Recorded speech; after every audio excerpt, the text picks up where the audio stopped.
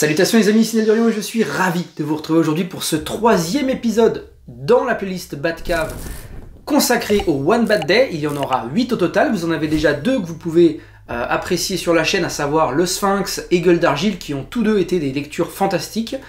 Maintenant, nous allons nous attacher à regarder de plus près ce Batman One Bad Day Catwoman. Je vais vous le dire tout de suite, de toute façon le titre de la vidéo vous a plutôt spoilé correctement mon avis. Eh bien oui, encore une fois un coup de cœur. Cette fois-ci, Catwoman. Alors Catwoman, vous le savez, elle aime bien naviguer entre les deux eaux. Parfois du côté du bien, parfois du côté du mal, parfois, même souvent, dans cette zone un peu grise. Et il y a cette alchimie entre elle et Batman qui est toujours quasiment palpable dans les récits desquels elle fait partie. Et là, à nouveau. Et moi, ça marche systématiquement avec moi. Avant de démarrer, rappelons un petit peu ce qu'est un Batman One Bad Day. C'est un petit bouquin, franchement, de 72 pages, cartonné, donc hardcover, qui est, très honnêtement, 3-4 € trop cher. Oui. Par rapport à la pagination, par rapport à ce qui se fait actuellement dans le comics. Moi à l'époque quand c'est sorti, j'ai mis mon petit veto personnel dessus. Je suis pas monté en créneau en vous disant ne les achetez pas, n'importe quoi, non. C'est en attendant d'avoir des retours sur la qualité des titres par des journalistes et autres que j'ai pu commencer un petit peu à affiner mon avis sur le sujet et à me dire bon, 15 € c'est un budget, mais en attendant un petit peu on va les trouver d'occasion. C'est ce qui s'est passé, j'ai eu les 8 titres One Bad Day. Et il n'y en a pas d'autres de prévus au programme d'ailleurs, c'est un coffret comme vous pouvez le voir ici, de 8 titres. Eh bien, 15 €, oui c'est cher au demeurant, mais pour la qualité de ce que vous avez, bah, c'est comme aller acheter une bonne pièce de viande rouge en fait. C'est ça, vous allez y mettre le prix, en quantité vous n'allez pas avoir grand chose, mais vous allez vous en souvenir. Et ben moi pour l'instant, 3e titre, 3e souvenir. Donc, bon... N'abusons pas, je les ai eus pour 90 € les 8, quelque chose comme ça. Voilà, j'ai acheté 2 lots pour pouvoir réunir les 8. Je vous l'avais déjà dit dans un épisode précédent. Alors Catwoman, dans mon cœur, c'est un peu particulier parce que c'est un personnage que j'adore, mais aux côtés de Batman. C'est-à-dire que dans son évolution seule, j'ai pas de titre à son effigie en fait. Je sais qu'il y en a qui sont sortis dans l'ère précédente. Vraiment des titres Intel présente Catwoman. Il y a vraiment eu ça. D'ailleurs, je crois qu'à l'occasion du film The Batman de Matt Reeves en 2022, ils avaient remis au goût du jour, avec le petit macaron, voilà, très très bon comics si vous comptez voir le film The Batman, eh bien il y avait des titres Catwoman. Je suis toujours passé à côté. Je vous avoue que ce titre-là me fait un petit peu regretter. Mais il n'est jamais trop tard. Vous le savez, donc peut-être qu'à l'avenir, j'irai me risquer à quelques titres sur Catwoman. Bon, revenons en tout cas à ce Batman One Bad Day. Qu'est-ce que c'est que les Batman One Bad Day? Je l'ai dit un peu vite.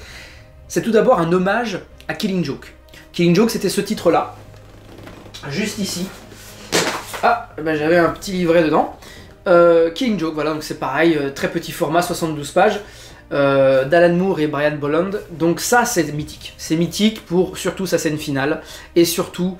eh bien, un événement que je ne vous spoilerai pas, même s'il est largement connu, et quand vous allez le découvrir par vous-même, vous ferez « Ah mais oui, ça, ah bon, on sait !» Ça concerne Barbara Gordon. Eh bien, énorme. C'est énorme. C'est énorme et c'est petit, mais ça laisse des souvenirs. Et bien ça, c'est le même concept. Ça rend tout simplement hommage, et ça ne s'en cache pas, hein, c'est écrit derrière, eh bien, à ce Batman Killing Joke. Maintenant, eh bien, chaque tome One Bad Day s'attache à raconter une histoire. Sortez toutes les idées de continuité ou quoi que ce soit, non. Vous êtes vraiment dans des histoires inventées pour l'occasion. Faut bien comprendre ça. Oui, ça reprend des concepts clés des personnages présents dans ces titres, oui, bien sûr. Catwoman, vous allez retrouver plein de traits qu'on lui connaît. Le Sphinx, pareil, je l'ai déjà expliqué. Gueule d'Argile, bah voilà, sa caractéristique d'être un acteur, bah, c'est au cœur même du récit. Et puis là, dernièrement, j'ai terminé Ra's al Ghul et Bane. Voilà, vous retrouvez vraiment l'essence des personnages. Parfois un petit peu remanié. Oui, pour Bane, on le verra plus tard, mais particulièrement remanié. En tout cas, ce Catwoman, je ne connaissais ni l'auteur, ni le dessinateur. Eh ben, laissez-moi vous dire que c'était génial. Enfin, là, vous voyez que le dessin, mais sur le scénario, on va y revenir. Eh ben, quelle claque. Quelle claque, ce dessin. Alors le dessin, c'est à Jamie McKelvey qu'on le doit. Vous voyez, j'ai dû même lire mes petites notes parce que je ne l'ai pas conservé en mémoire. Willow Wilson au scénario, je ne connais personne dans ce truc. Et ben moi, je me suis fait surprendre. Alors, en 72 pages, bien sûr, on va pas vous raconter un truc complètement dense, quoi. C'est pas ça. Vous allez vraiment avoir ce truc de une journée va faire basculer le personnage dans ce qu'il deviendra. Voilà. Catwoman, là on la découvre, elle est Catwoman depuis un certain temps, et ce que j'ai beaucoup aimé c'est ces moments un peu tranches de vie où on la voit étudier beaucoup d'œuvres, de récits, de manuels sur la joaillerie, sur l'histoire de l'art et tout. C'est ce qui fait que elle va devenir une voleuse absolument hors pair et connaître absolument toutes les pièces maîtresses qui pourraient être intéressantes à voler. Et donc là, c'est une histoire beaucoup plus personnelle évidemment qui va la concerner, puisqu'en fait sa mère, donc elle a une sœur, Selina, et une sœur qui s'appelle Maggie, que vous retrouverez dans le récit. Il n'y a rien de mystérieux là-dedans, non, c'est juste qu'elles ont vraiment pris deux chemins bien différents. Et donc leur mère en fait n'avait pas grand-chose, pour ne pas dire rien, lorsqu'elles étaient toutes petites, mais elle possédait une broche d'un oiseau en cage, c'est ce qui est dit, une broche Carnot Paris. Et en fait, il y a pas mal de références à la France dans le récit. Ça tourne toujours au sujet de l'histoire et du bijou en question. Et en fait, elle va se rendre compte que ce bijou que sa mère avait vendu pour pouvoir payer le loyer à l'époque, finalement, elle l'avait vendu pour, je crois, 200 $ à un prêteur sur gage peu scrupuleux au demeurant. Mais en fait, il en valait bien plus. On parle de 25 000, 30 000 $ le bordel. Et minimum. Donc, elle va se dire, ce serait bien que je me fasse justice, et que je rende justice à notre mère. Donc elle va le faire un petit peu en catimini, même carrément en catimini. Batman va intervenir dans le récit, j'ai trouvé que d'ailleurs sa présence aurait pu étouffer un petit peu Catwoman, mais pas du tout, parce que déjà il est saupoudré comme ça, il est très peu présent, mais à chaque fois qu'il l'est, il a un vrai rôle à jouer, et je trouve que leur alchimie fonctionne, mais du tonnerre. Et ça aussi, ça arrive à me convaincre systématiquement. Moi je suis vraiment très client de ça entre Bruce et Selina. Donc voilà, sans trop en dire, nous sommes sur la quête un peu vengeresse de Selina Kyle pour récupérer ce bijou, qu'importe les moyens. On va vraiment avoir une plongée en immersion dans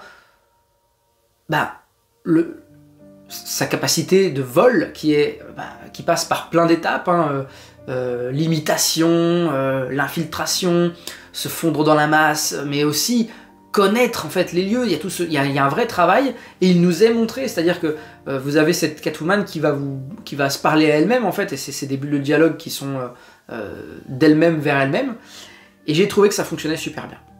Alors, chaque intervention des personnages secondaires est vraiment importante.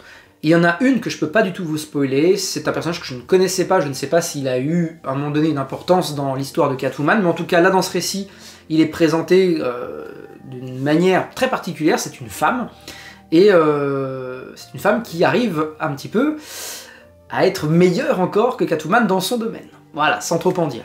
Donc, je vous laisserai là avec cette histoire. Catwoman parviendra-t-elle à récupérer cette broche? Est-ce que finalement cette histoire ne la dépasse pas un petit peu? Et puis, une question, je trouve, au demeurant, qui reste un petit peu en toile de fond, mais à laquelle on a une réponse, c'est la valeur des objets. Est-ce que c'est une valeur monétaire ou sentimentale?